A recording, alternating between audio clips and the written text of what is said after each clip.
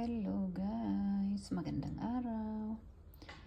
Alam niyo po ba, itong strawberries, madali siyang masira, di ba? So, ako, ang ginawa ko, hinugasan ko ng mabuti. Tapos, ito ida-dry. Ang ginamit ko is yung napag-dry is itong kitchen paper towel. Ayan. Ganito. Ayan. Para hindi madaling masira. Kasi 'di ba pag may nasira sa ilalim o sa gitna, paapektuhan yung iba. So, pag gusto mong kumain, at least natanggal mo na yung nasira. Tsaka, ayan. Ito. Medyo maganda na. Tumatagal siya ng ilang araw. Ayan. Ganyan po, oh. Ayan. Para matanggal yung tubig at magda-dry siya.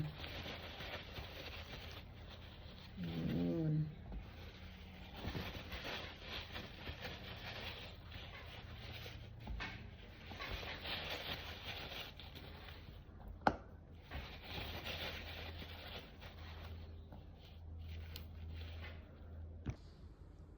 Ayan, dyan ko ilalagay. Ilagyan ko din ng paper towel, yung paglagyan. Na-try ko, tapos ayun, maganda naman pala.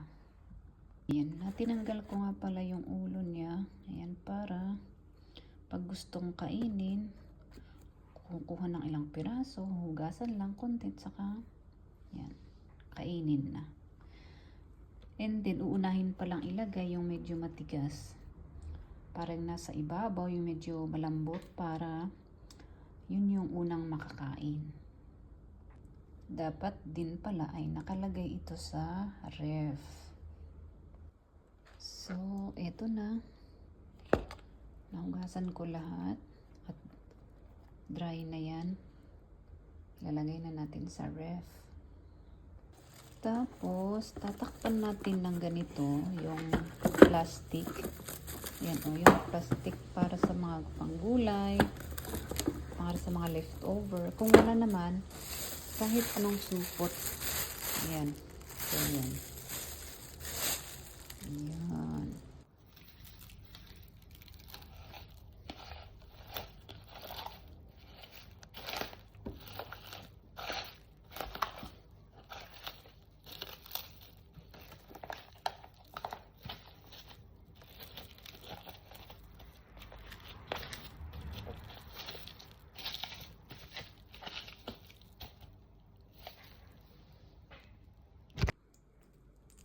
Ayan na guys, nakasil na.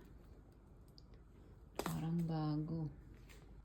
Okay, lagay ko na sa ref.